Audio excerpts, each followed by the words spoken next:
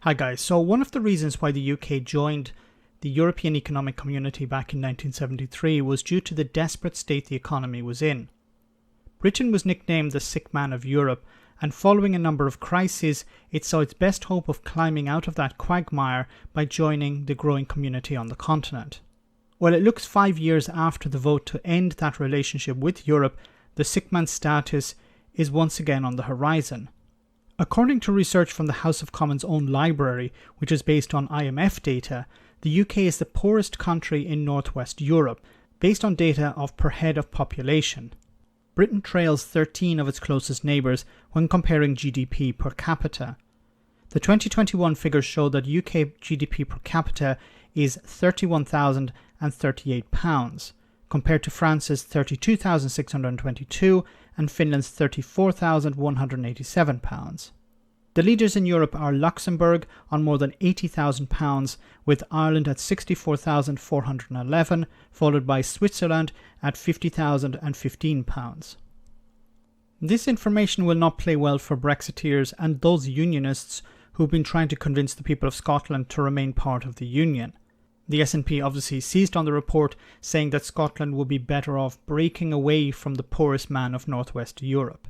The deputy leader of the SNP said, and I quote, "It's increasingly clear that independence is the only way to unlock Scotland's full economic potential, so we can be as wealthy and successful as our European neighbours.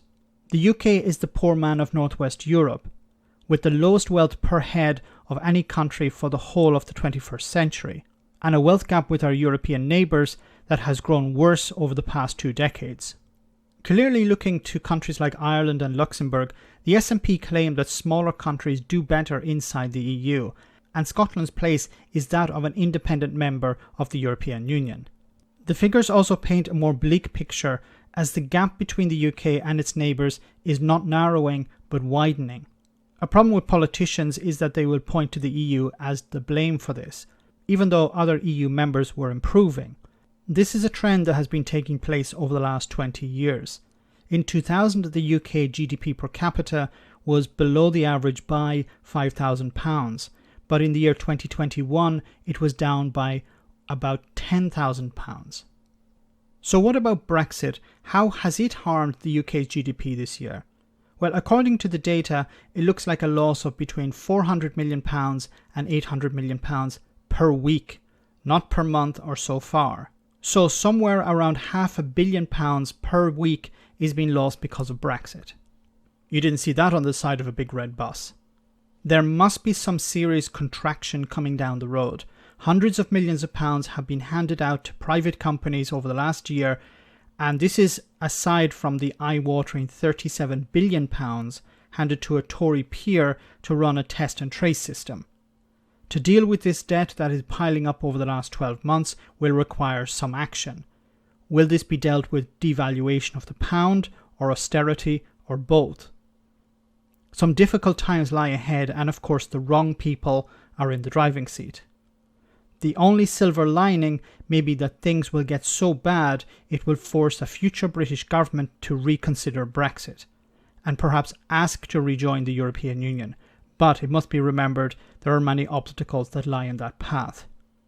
Let me know in the comments section, guys, what you think. As always, your comments are greatly appreciated. Thanks a lot.